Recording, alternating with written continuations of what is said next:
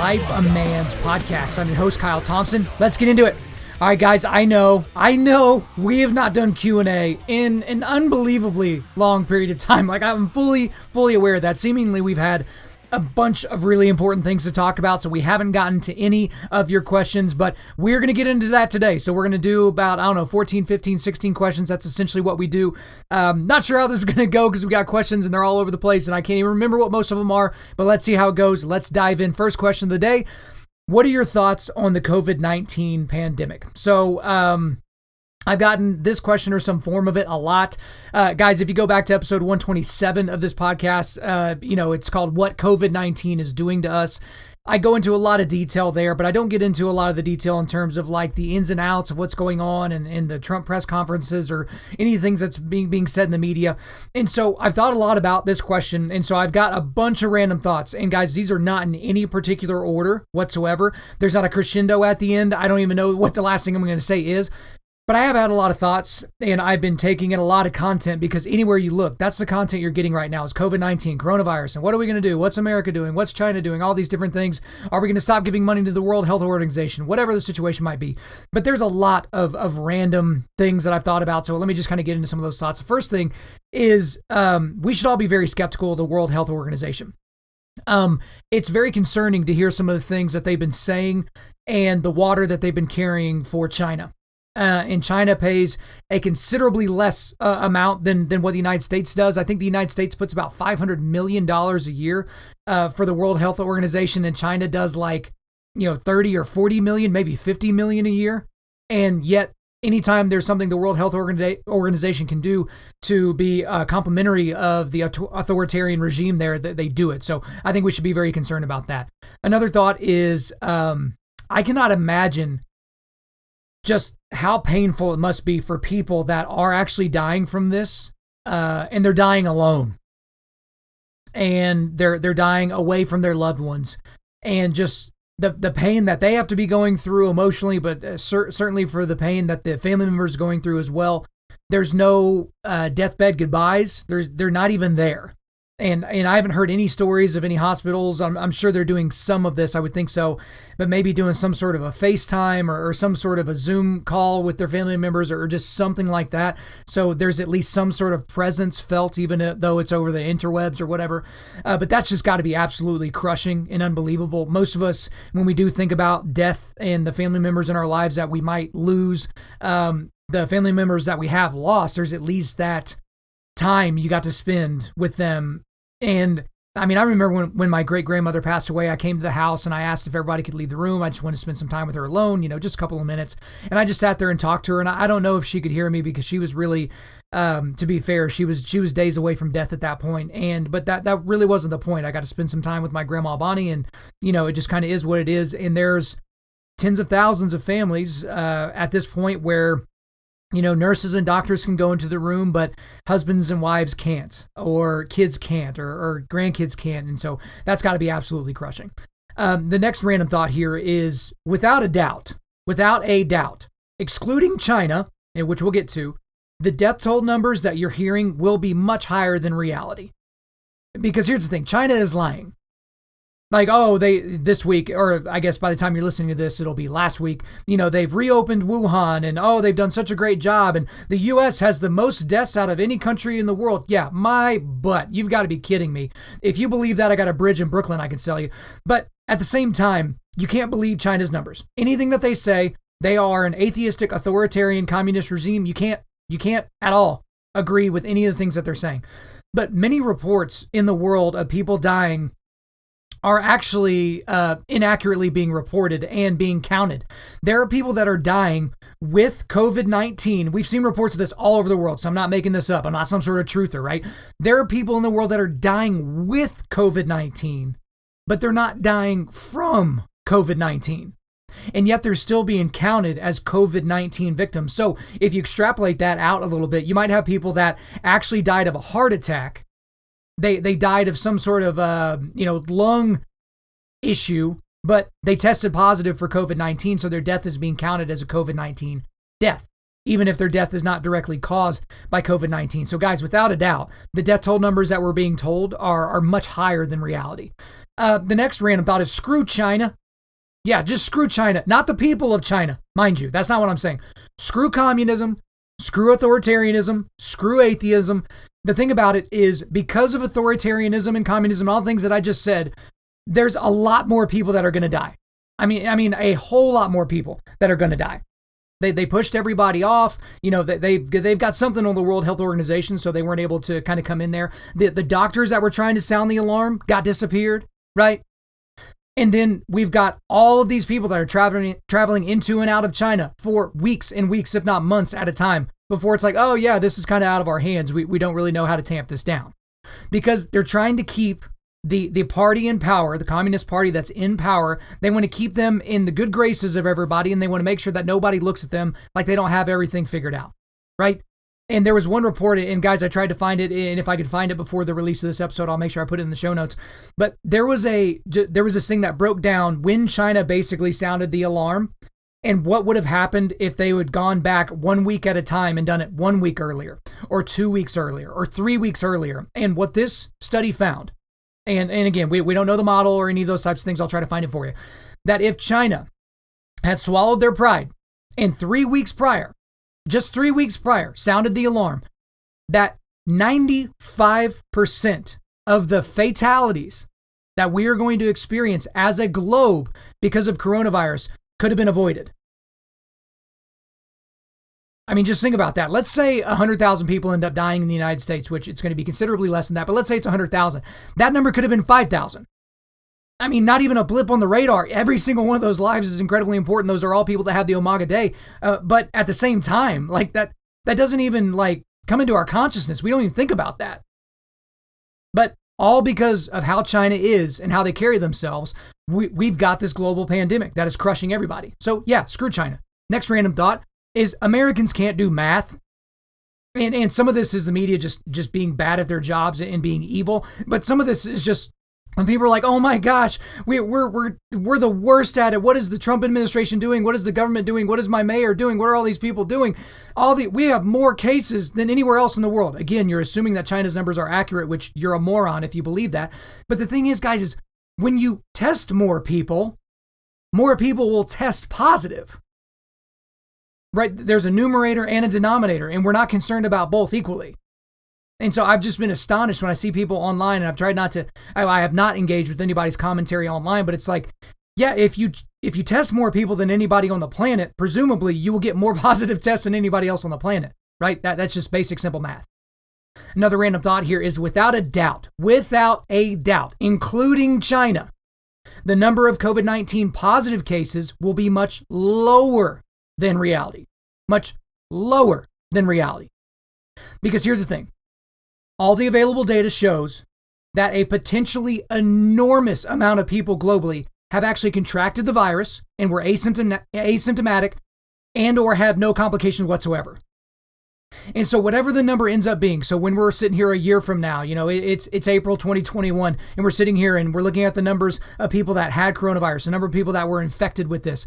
Guys, like that number is not even close to being the real number. The number is going to be significantly higher than that. Significantly higher than that. And the thing about it is the reason why I say that the number of positive cases will be lower than reality is because exactly that point. There have been so many people that got sick in November and December and January of last year, and they're convinced that they had COVID-19. Now, they may have just had the seasonal flu. They may have just had a really, really bad cold, but certainly a lot of those people had COVID-19. And there's a lot of people, and we'll be able to see this when we start to get the antibody tests. There's going to be a lot of people that have not tested negative, but a lot of people that never got tested that actually had the virus, didn't even know it, and just moved on with their lives, right?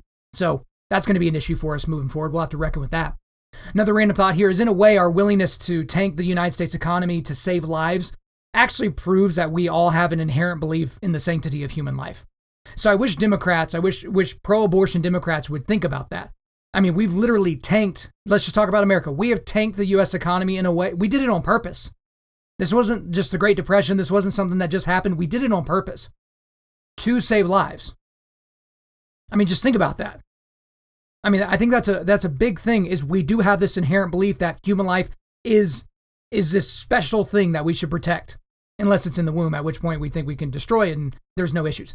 The next random thought here is the media has been and continues to be absolutely horrific. Like when I'm watching these press conferences every day, sometimes I'm watching for the information, sometimes I'm watching for the sparring between Donald Trump and the rest of the people in the room. But the thing about it is the questions he's being asked are just so crazy. Like I can't wait for the time in the press conference when he's asked a question by a journalist that's just trying to report the news, just trying to report the facts, because I can learn from those. I can learn from the answers given either by Dr. Birx or Dr. Fauci or the vice president or the president. I can listen and learn something. But when he's being asked, Mr. President, what would you say to the people that don't like your rhetoric? Then you got the guy asking the question about Tiger King, which was funny. It was a nice reprieve and everybody had a nice chuckle. But that guy, you're one of a handful of people in the room and you ask him about Tiger King? What's your deal? But the worst one was here recently. It was a PBS reporter that was basically calling the Trump administration and the Surgeon General racists because this virus is apparently affecting the Black and brown communities in higher per capita ways than it is other communities, the Asian or the white communities. But the Surgeon General said, hey, make sure you tell your pop and your gam and your whatever. And he was just using like nicknames for what people call grandma and grandpa. And he was labeled a racist for this. And they asked him about this in the press conference. Don't you think you're being a little racist? Or what would you have to say to the people that think that was racially charged information? Well, if you aren't aware, guys, the Surgeon General is Black. And what he was saying was the names that he calls people in his family, or people in his family call their grandparents. That's what he was saying. He was using it as just kind of a colloquialism to be like, hey, whatever you call grandma and grandpa, whether you call them grandma, grandpa, nana, like whatever the situation is, make sure you talk to them about this. They've got to be taking care of themselves at this time. But the media has just been terrible. And so time will tell whether this time period has been good for the Trump administration and good for the Democrats or bad for either. But at the same time, man, it's hard to watch when all you want is the straight news and the facts and you get this nonsense. The next thing, just kind of another random thought, is when they tell you to trust the experts, quote unquote, trust the experts, don't just do that blindly. I mean, the modeling has been flawed the entire way. I remember watching, there was a 1 week segment where the proposed deaths, and these deaths did include people doing social distancing. One of the models was saying that there was going to be over 200,000 deaths in the United States. And within a week, that number went down to 60,000 deaths. And nothing changed.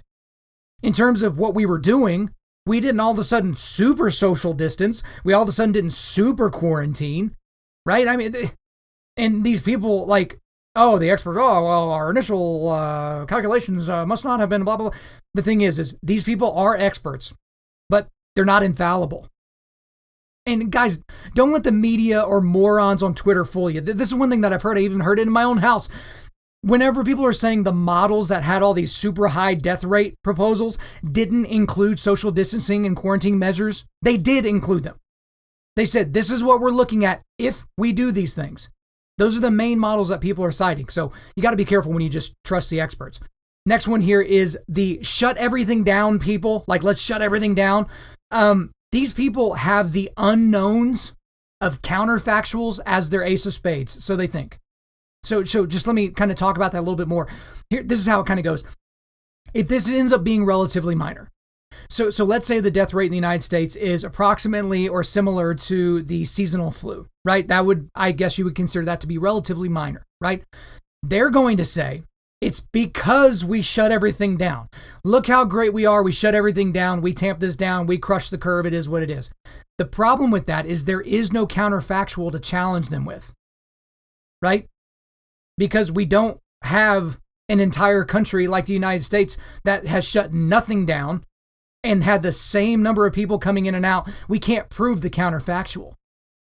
And so that's the thing that I was concerned about from the beginning is I thought that this may have been a little bit outsized and it might have been a little bit of an overreaction, certainly shutting down the entire world because of a virus. I thought that was maybe a little bit silly.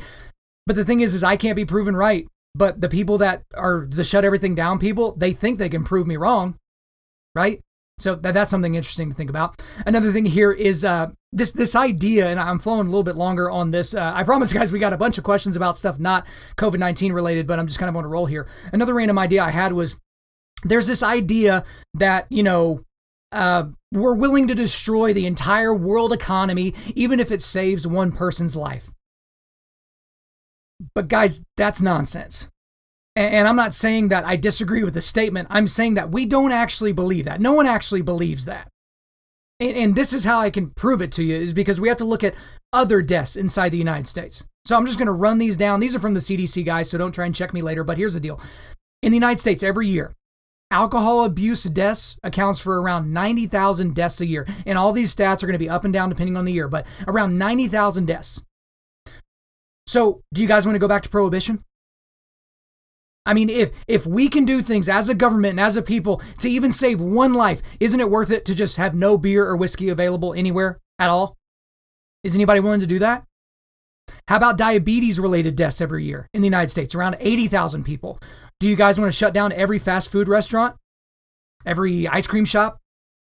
Do you want to get rid of television? And some of you are like, oh my gosh, what about the people that were born with diabetes? That's not what I'm talking about. I'm talking about the people that develop diabetes because they're really, really fat and really, really sedentary. Do we get rid of Netflix because we're afraid these people are just going to sit on the couch and binge watch, Tiger King as opposed to getting outside and exercising? I mean, are we willing to get rid of that? This is one that's been thrown out a lot. How about car accident deaths in the United States? Around 40,000 deaths a year. Do you guys want to take the speed limit down to 5 miles per hour worldwide? Do you want to get rid of highways? Like, I don't hear anybody clamoring like, hey, we need to get rid of any miles per hour, any speed limit over 10 because that's way too dangerous. We don't hear that. How about the seasonal flu? Between, 30 and 60,000 people a year die of the seasonal flu. Should we quarantine every winter from now on? Should we? Because that's the thing is we do know that it does ramp up in the winter and it does, go down whenever the weather gets warmer. Like, are we willing to do any of the things that I just suggested? Because the thing is every life is important. Every life, there is sanctity in that life from the moment of conception. But this idea as a people, as a macro people, the people of the world and all the different belief systems that were willing to destroy the entire world economy just to save one life, nobody believes that. You would not be willing to give up your car that can go over 100 miles an hour, right? Your standard four-banger that you bought back in 2004, that car can go over 100 miles an hour on the highway. Are you willing to give that up just to save one life? Like, I don't buy it. When people are saying that it just doesn't seem to make a lot of sense to me. And this idea that you have to have one or the other, I don't really like that rhetoric either. It's either this or that. That doesn't make a lot of sense to me. The next thing that I think, just a couple more thoughts here on COVID-19, is we should really be concerned about government overreach. And I'm not going to get into any tinfoil hat conspiracy theory stuff, even though a lot of this stinks to high heaven. But here recently, the governor of Georgia was given full power, basically full unchecked power to do whatever they saw fit to deal with the COVID-19 stuff. That's a little bit concerning. There's a virus going around that, a few dozen people are dying of in your state, and all of a sudden you just give the governor full power to do whatever they choose to do. I'd be really concerned about that. We've seen stories of overreach by law enforcement and just maybe not overreach because they're within their rights apparently, but I saw cops writing $500 tickets to people that were sitting in their cars in the church parking lot. So basically following the standards of social distancing, they received $500 tickets to be paid to that local municipality. There was a man, and again, with some of these, we don't know what was happening before, may come out in the wash, but there was a man that was arrested in a park for playing t-ball with his daughter. It's literally him and his daughter in the park. He's putting the ball on the tee, and cops come up and they arrest this guy for not properly social distancing. This is his daughter. They live in the same home together. He was arrested in front of his daughter. He's screaming at his daughter, trying to calm her down as she's freaking out as her dad's being arrested. Right? There was a man, I saw a video of this. There was a man that was not wearing a mask, to cover his face. He was physically pulled off of a bus in Philadelphia by like 4 cops. And as I'm watching this video, the first thing I thought of is, okay, something probably happened before this. Someone starts their video late. It's just another one of those things trying to make cops look bad. But the thing about it is if this guy had broken the law and done something heinous, so heinous that he had to be manhandled off of a bus in Philadelphia, don't you think they would immediately put this guy in handcuffs? But wait, they didn't. As soon as they get him out of the bus and the guy stops fighting him, they just let him go. Cops just kind of walk away. This guy's like, are you kidding me? Like he didn't do anything that broke the law that would make them arrest him. And this is in the same city where they're literally letting these violent criminals, or they're calling some of them nonviolent, they're letting criminals loose out of the jails because they don't want this COVID-19 to have an outbreak within the jail system. We got to be really concerned about that, guys. Because if there's a virus that goes around that's about as deadly as the seasonal flu, and that causes the government to basically usurp all of your rights and take their powers and use them against you, man, why would you sign up for that? And the last thing here, we're kind of getting a free trial, I guess you could say, of what living under an authoritarian government looks like. So I was listening to an interview with a guy named Jeffrey A. Tucker, and he pointed out some great things, and it's caused me to think about it a lot over the last several weeks and days especially. Is the point he was making is that we don't technically have rights. We don't. We think we do, but we don't. Because here's the thing, and you know this as Christians, but a right is something that you actually own because you're a human. God gave it to you. It's unalienable, right? These are your rights. It's not granted to you by the government. But apparently, as we've learned over the last several weeks, we don't have the right to property. Because guess what? You own the property that you run your business out of. The government can just come in and say, oh, your business isn't essential. Close the doors. Well, by the way, don't even show up here. We don't actually have the right to assembly. We don't have the right to assemble, right? Because the government can say, oh, well, if it's a group of more than 2 or 3 people, we got to break that up because coronavirus. We apparently don't have the right even to leave our homes. There are some communities that are tamping down to such an extreme degree that they're not letting people leave their homes. I mean, even look in China, there are examples of that ridiculously evil regime, literally they're keeping people in their homes, like basically welding them in place, right? Hey, we'll slip you food under the door kind of a situation, right? So for any of you people that are big communism people, you love communism, you think socialism's a great idea, you think there's a difference between socialism and democratic socialism, when you think, the government taking over the means of production is a great idea, look back at this time period and ask yourself, was this all enjoyable? Having the government tell you where you can go and where you can't go? Hey, sorry, you can't, run in the park. Hey, sorry, you can't leave your house. Hey, sorry, you can't run your business and make a living. Sorry, I don't want to sign up for that. So, there are some more quarantine-ish related questions that I'm sure that I remember that were on this list, but there's just kind of my random thoughts on the COVID-19 stuff. So let's move on from there. Well, here we go. Next one is about quarantine. So what do you miss the most during quarantine? What do you miss doing the most during quarantine? So for me, that's an easy one. It's training jiu-jitsu. That's the thing with jiu-jitsu is if you suffer an injury or maybe you're gone for 2 or 3 weeks from the gym, everything on you starts to get softer. And I don't mean like, my muscles got softer or whatever. I mean like your skin. Like you have calluses on the tops of your fingers and on your toes and on your feet and hands and on your elbows that you didn't even realize were there until the next time you put a gi on and you get roughed up a little bit in class. And then you realize, oh, crap. You got blisters everywhere. You got cuts everywhere. And so whenever you have that time away from the gym, there's just kind of the practical side of that. But even beyond that, just the training. Part of the thing about jiu-jitsu is part of how it gets cemented in your brain is just training it often. Because some of our more advanced guys in the gym, whenever they come back, they'll have to get recalloused up a little bit, but, their brains are going to work just fine. They're still going to work their offense and defense, and all those things are going to be okay. But for a guy like me who's only been training for about 3 years, there are things that you just forget. You kind of fall in love with a few positions, a few takedowns, a few moves that you like to hit on specific types of opponents, and then you come back and everything's just a little bit clunky. So I certainly miss training jiu-jitsu more than just about anything right now. Next question here. Is God showing you anything during quarantine? So I would assume that God's communicating with a lot of us in a lot of very interesting ways during this time period. I would say for me specifically, I guess you could say he's showing me how much I should be dependent upon him and how I should recognize when I'm getting a blessing that came from him. Because there's been some things that have not broken my way over the last year and a half as it pertains to finances and business. But here recently, there have been more things, and knock on wood, that have broken my way.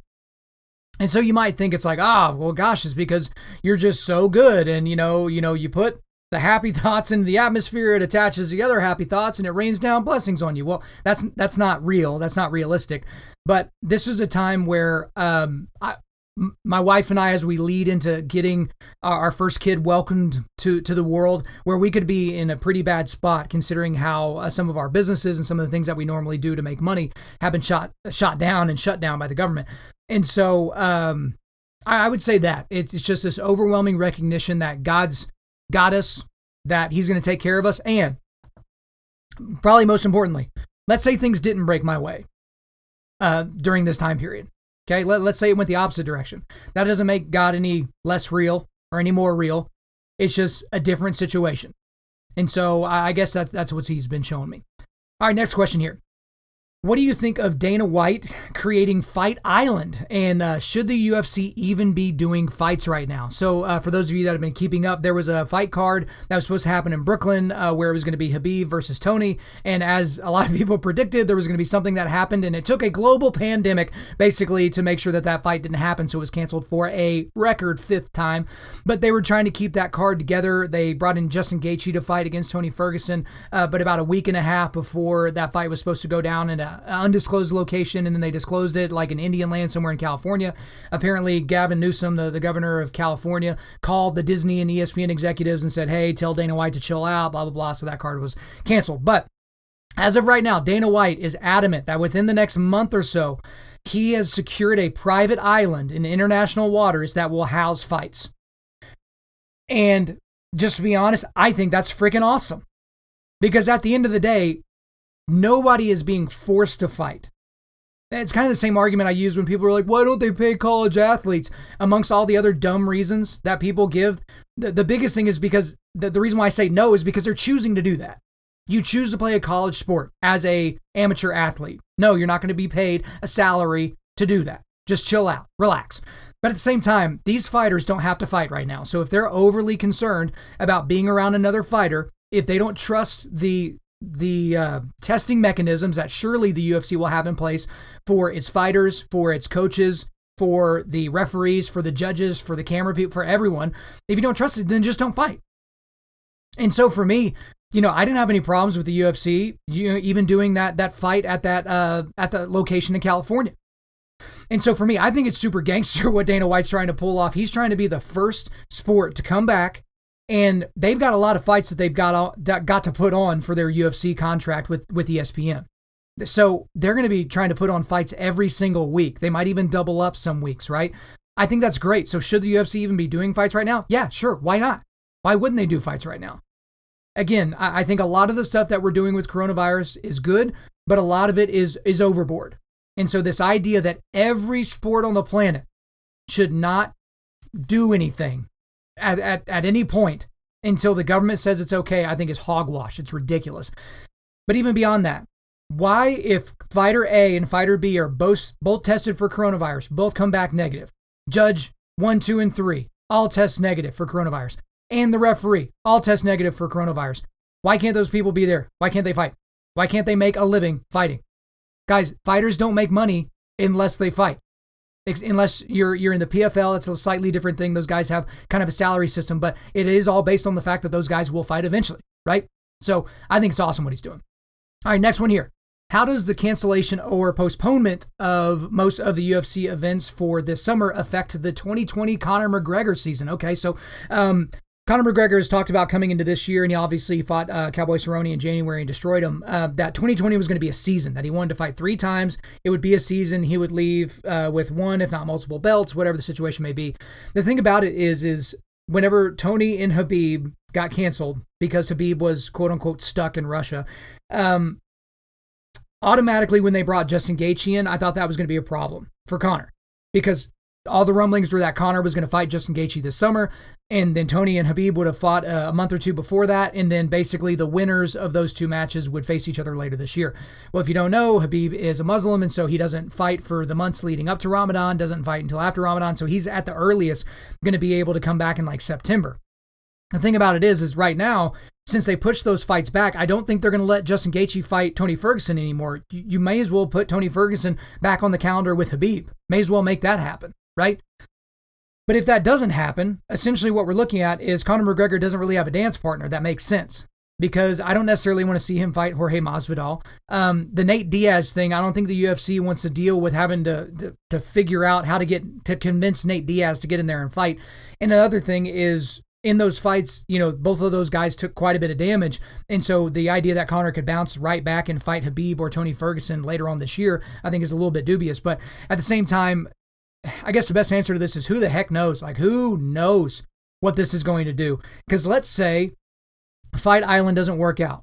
Let's say the UFC doesn't want to have Conor McGregor fight in an empty arena or on a beach on an island somewhere because they're going to miss out on all the money that they get from a Conor McGregor gate. We may not see Conor McGregor fight at all in 2020. And if he has to wait until the end of the year, there's seemingly two guys in line ahead of him to fight Khabib, and that's Tony and Justin Gaethje. So who the heck knows? I'm not sure. Next question here. Does Joe Biden pose a legitimate threat against Donald Trump in 2020? So yes, easy answer, yes. I realize and recognize that Joe Biden is barely alive at this point. He is certainly on a mental decline. It seems to be speeding up as time goes along. I think it's unfair that the people around him even let him get into the race. And I'm talking about years ago, whenever basically they decided that Joe Biden was going to run for president. It was obvious that the Democratic establishment did not want someone like Bernie Sanders, a dirty, rotten communist, to represent the party, who's not even a Democrat. But the reason why Joe Biden has a chance against Donald Trump is because this is what I think he's going to do. I do not think he is going to debate Donald Trump. So typically there's about 3 debates in the run-up to the general election. I don't think Joe Biden's going to even do that against Donald Trump. I think he's going to say, if I debate this man, I'm legitimizing him and his white supremacy and his Nazi and his blah, blah, blah, whatever things he wants to say. So I'm not even going to debate him. And people from the New York Times and MSNBC, they're just going to be like, yeah, that's right. Don't legitimize that, racist. Don't do whatever that they're going to end up saying. And the reason is because if Joe Biden goes in there in a debate against Donald Trump will eat him alive. And I'm not saying that's because Donald Trump is some sort of master at debate or any of those types of things. It's just because he's a bully. And he's going to see weakness in his opponent and he's going to exploit it. It would be a bloodbath if he actually got on national television with Trump on the other side of the dais. It's just not really going to work. But if he does something like that, if he can stay out of the limelight, if he can not talk very much on live television, if he can stay on the teleprompter, if he could keep his hands off women, and I'm talking about Joe Biden, by the way, if he can do all those things, he can absolutely beat Donald Trump. Because the hatred of Donald Trump in this country is so high. And Donald Trump always had an ace of spades, and that ace of spades was the economy. And then coronavirus happened. Now, as I've mentioned before, typically in an election year, a general election year, the economy stagnates a little bit and comes down just a hair. Everybody kind of holds their breath to wait to see who's going to be elected, right? If it's a blue tie, businesses are not terribly happy about that. If it's a red tie, they're happier, less regulation, we could build more, do more. But now we've had record unemployment for multiple weeks in a row. The idea that the government that the economy, the United States economy is just going to have a V-shaped uptick or even a short U-shaped uptick, I don't think is very realistic. But at the same time, that was always the thing that Trump had was, hey, look how great I am with the economy. Now, no one's blaming him I'd say no one's blaming him. There's actually a lot of people that are blaming him for the coronavirus and the things that we've done or not done up to this point in all those situations. But at the same time, it makes him very vulnerable in a general election. Because Joe Biden is basically a dead person that wears a suit and is rolled around from one speaking gig to the next speaking gig. But generic Democrat can beat Donald Trump. He can. Donald Trump was not this amazing candidate in 2016. Hillary Clinton was just so off-putting and so awful. So, yes, he poses a legitimate threat. The scary part about it is if he is elected, he's not really the one that has the power. It's going to be his cabinet. Because he's going to be basically wheeled into a different room in the White House and said, hey, here's some Play-Doh, make some stuff, make some sculptures and all that. And we'll come back in here in about 7 or 8 months and we'll check on you, kind of a deal. And I'm not really terribly excited about the people that we have on his cabinet. So yes, he does pose a real threat. All right, next question here. What do you think of the reports that the Major League Baseball season will be started with all 30 teams in Arizona without American League and National League delineation? So I actually did see that report recently. I don't put a lot of weight in that report, but let's just say that were true. So the Salt River Fields, I think is what they're called there in Arizona. It's a tremendous facility, and they could absolutely pull it off. You know, if the NBA was able to get all these coronavirus tests whenever you, the general public, cannot get them, I guarantee you that they can get those same tests to all of the players and coaches for Major League Baseball and umpires, right? So they could feasibly start the games in Arizona. And then at some point, whenever the government realizes that this is not as bad as everybody thought it would be, everybody kind of go back to what you're doing. I don't know if we're going to be seeing, 40,000 people for a, Cubs Cardinals game in St. Louis, in the middle of August. I don't know if we're going to see that. But yeah, I'd be fine with that. The thing I am interested in seeing is if they do try to do something like this, not having any American League or National League delineation whatsoever. So for those of you that don't really follow baseball closely, the biggest differences between those two leagues is in the American League, they have something called the designated hitter. So overwhelmingly, basically the pitchers in the American League do not hit for themselves. There is somebody who is a designated hitter that does not play the field, but they do hit for the pitcher's spot. In the National League, the pitcher hits for himself. I hate this. I'm a National League guy, but people are like, well, what about the double switch? And you want to have all these things in the NL that you don't get in the American League. Who freaking cares? Because when you pay a pitcher $20 million a year to pitch, I don't want to see him up there hacking away like he's swinging a garden hose at a baseball. Right? For every Bartolo Colon going deep and for every Madison Bumgarner, shot that we've seen 1,000 dribblers or 1,000 times where a pitcher has not even been within a foot of connecting with the baseball. So if this is the death knell for the DH, right, or the non-DH in the National League, I'd be all for it. All right, next question here. I'm currently going crazy during quarantine. Give me stuff to watch, read, and listen to. Okay, so I'll give you a bunch of stuff here. So this podcast, hey, there's over 120 episodes out there now. So how about you check in on the podcast every week? We got you cared for there. But some other podcasts, there's the Hold These Truths podcast. It's a new podcast from Representative Dan Crenshaw out of Texas. And then also the Grounded podcast. So that's Jocko Willink, and it's just another one of his podcasts, but that one's way more casual. They talk about jiu-jitsu. Dean Lister's been on there. He's got Echo Charles on there, so that's an interesting one.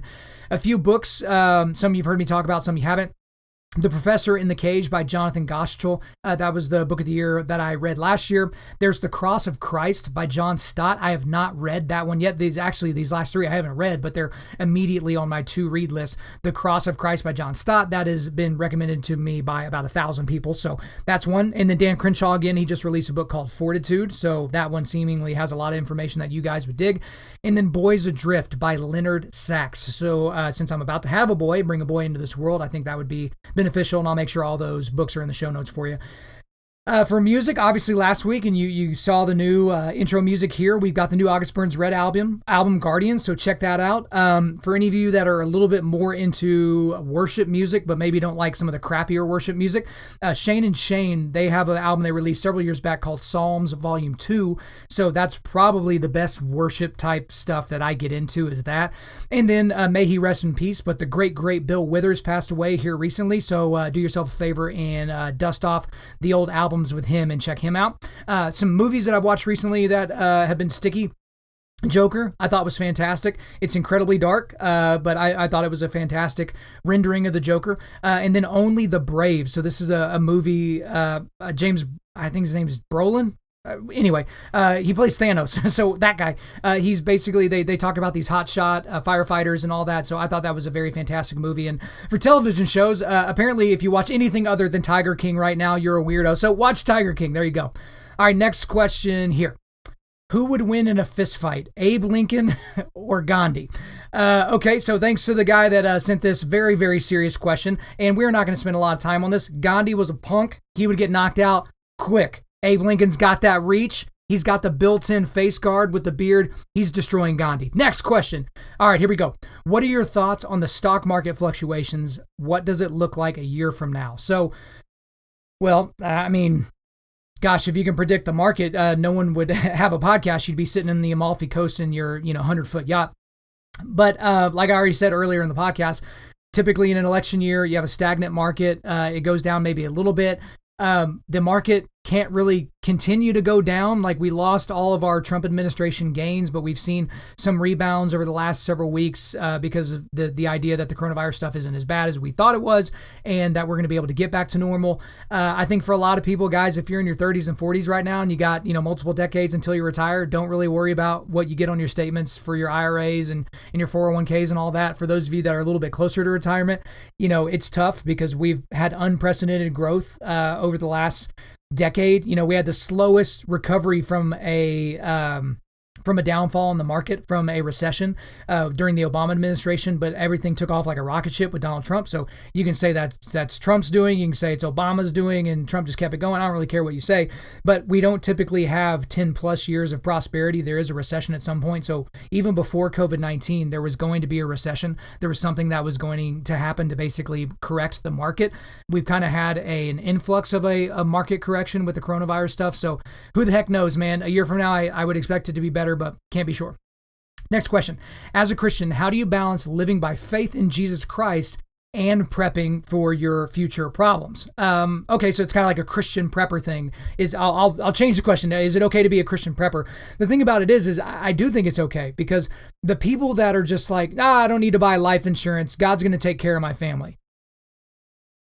God can certainly do that.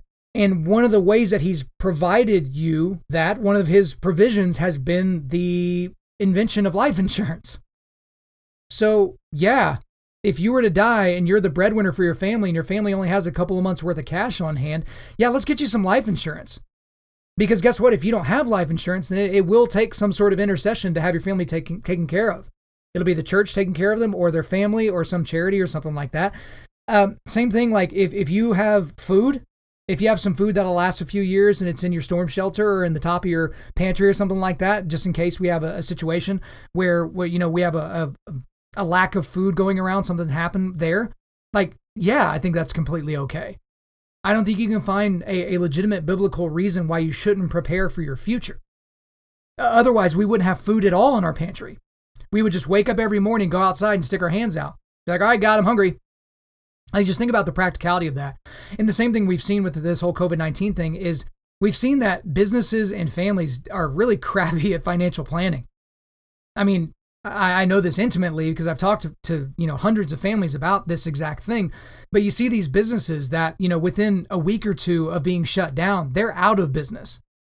I mean, by the end of the year, we're going to start to hear numbers on the bankruptcies that have been filed. And it's going to be astonishing that no matter what the government does to prop these businesses up, there just wasn't liquidity there. And the same thing with families.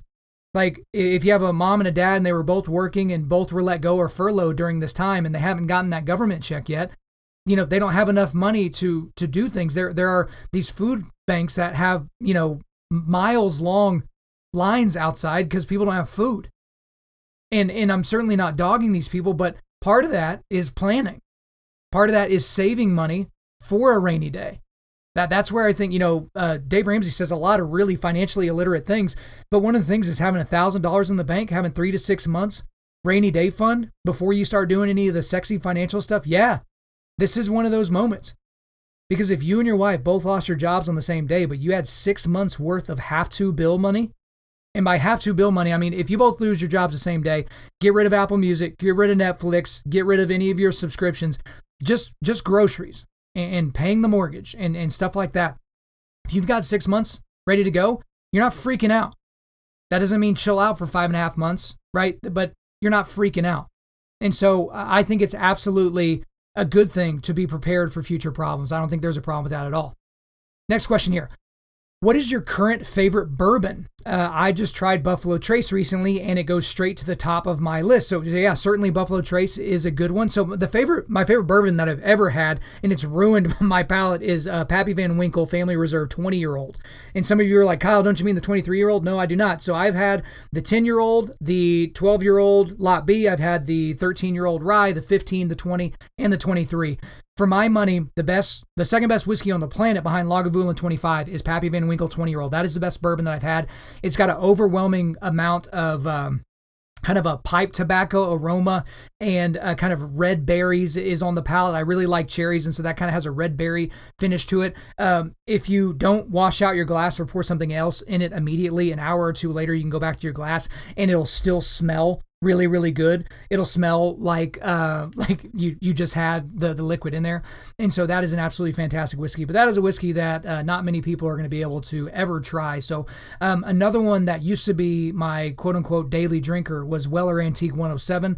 That has become incredibly hard to find. And so for any of you guys that are looking for, okay, I just need a bourbon that I can walk into my liquor store and find, a bourbon that you can likely find just about anywhere is Woodford Reserve Double Oaked. So not the regular Woodford Reserved, but the actual double oaked. That is a special whiskey to me. That's actually the first bourbon that my dad ever bought me as a gift. And so as long as they make that whiskey, I will have it in my house. I will have it available and ready to drink. So those are some for you guys to check out. The next question here is, what is your first stop after quarantine? I'm going gun shopping, picking up a shotgun and a new Glock. So apparently this guy's going to the gun store. For me, my first stop after quarantine is, like I kind of talked about earlier, it's going to be the jiu-jitsu gym, because I've still been going to the grocery store. I've been able to work at a home office. I don't have to have a physical office I need to go. Everything that I needed to get to prepare for this quarantine, I got before the quarantine really hit, right? And so for him, hey, good luck to you. I hope you get a great shotgun, and I hope your Glock works out fine. I would suggest the Sig Sauer. You might check it out if you haven't had one before. But yeah, I'm going to go into the jiu-jitsu gym, and I'm going to get after it. A couple of questions left here, guys. Next one here. What's your personal preference for working out, morning or night? Mine is early morning, 100%. So me and this guy would get along great because I prefer to work out in the morning. Now, let me be clear about something. I would not consider myself to be a morning person. I'm more of a night owl. I can work well into the evening and do stuff that requires a lot of brain power or concentration. I can do that. But the thing about it is for those of you guys that are after work workout people, I would ask you this. Over a month, not a normal, in a normal month, not a quarantine month, but in a normal month, how many workouts do you miss a month? Because you were supposed to work out after work, but you get a call, honey, the toilet's making a funny noise. Can you just come right home and check it? I'm afraid something's going on. Or honey, you just been gone, and I've been gone. We've both been so busy. Can we just stay in tonight? Whatever. And I'm, it sounds like I'm picking on women. I'm certainly not, but just things come up. You feel some jittering in the car on your way to the gym, and you're thinking it's the transmission, so you go home to take a look, whatever the situation may be. The thing is when you work out later in the day, you are significantly increasing the chances that you won't actually make it to the gym. Especially for most of you guys that don't have a home gym, that you got a whole bunch of built-in excuses because you have to drive somewhere to use somebody else's equipment to work out, which I would highly suggest you do the opposite and get stuff to work out at home. But I digress just a bit. The thing is when you work out early in the morning, it's just you, baby. Typically, especially if even if you work out at a gym, there's not a whole lot of people in there early in the morning. There's just not, regardless of the gym you go to. But I prefer to work out in the morning because I don't want to get out of bed at 5:30 or 6 or whatever time it is. I don't want to get out of bed. But I don't have a whole lot of excuses. I roll out of bed, I put on my clothes, I walk about 20 feet, I'm in my garage, I'm in my gym, I'm ready to go. And then you're done about an hour later, and then you move on with the rest of your day. And so around, 10 or 11 in the morning or 3 or 4 in the afternoon, when your day starts to get away from you, well, you've already checked the workout box. You've already ran, you've already lifted, whatever the situation is, whatever you like to do, you've already checked the box. So I could not be a bigger advocate for working out early in the morning. Guys, last question of the day here. What resilience advice do you offer to men greatly affected by the current epidemic? So what the COVID-19 pandemic has done, obviously a couple episodes talked about what I feel like it's done to us as people. So go back to that if you want to get some more thoughts here. But the advice that I would give to all of you right now is, in some way, shape, or form, even if you're in an insulated business where you're not being directly affected by the downturn in the economy, you're still as busy as you've ever been, or whatever the situation may be, we're all going to be tested spiritually, mentally, or physically. So for some of us, we're going to be tested spiritually because, an atheist is going to make the argument like, oh, how could there be a good God and how could there be hundreds of thousands of people who die of a virus? You're going to have to reckon with that. For mental resilience, some of you guys have lost your jobs, and you're going to have to overcome the thoughts and ideas that you should just sit at home and play video games and just let the government take care of you, or just, things will work itself out, whatever that means. You're going to fight against that. Some of you will have some physical issues. Some of you for whatever reason, you can't work out at home how you normally do. So you're having to adjust to do push-ups and pull-ups and air squats and stuff like that. So you'll have to adjust physically. But also for some of you, you're going to get sick. And for some of you, maybe you're going to have family members get sick. For some of you, maybe your family members are going to pass away from this. And it's a tough thing. And there's not a whole lot I can say, really, to deal with that, aside from the fact that I remind you that you should focus on resilience and not strength. Strength always wanes. If you've listened to this podcast for any length of time, you've heard me talk about it. Strength is good one day and bad the next. If you expend a lot of your strength in this hour, the next hour you won't be as strong. That's just kind of how it works. But you can always be resilient. You can always have that ability to bounce back, that ability to look at your circumstances in the face and be like, nah, you're not taking me out today. And guys, there's a whole lot of stuff happening that's outside of your control. Your business has been shut down because the government said that you weren't essential. Your kids are at home, your kids suck, and you're staring at your bad parenting right in front of you because you're around your kids for 16 hours a day when they're awake. There's a lot of stuff going on right now. But you can be resilient. But just focus on resilience, not strength. That would be the advice I would give you.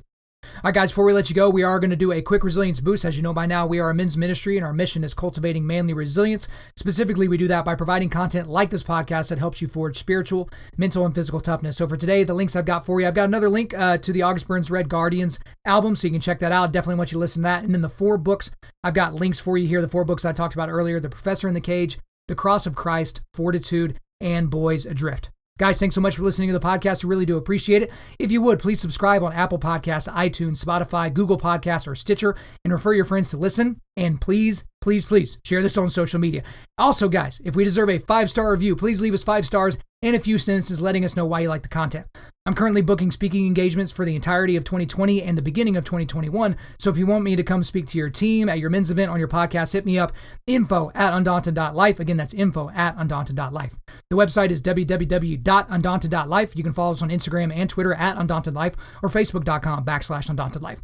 Check out our free devotionals on the YouVersion Bible app. Just search Undaunted Life under plans. And as always, we want to thank the band August Burns Red for allowing us to use their entire music library for our content. The intro-outro track on this podcast is their song Defender, which is off their latest record entitled Guardians. The links are in the description. I'm your host, Kyle Thompson. Remember, keep cultivating manly resilience, keep forging spiritual, mental, and physical toughness, keep seeking the Lion of Judah.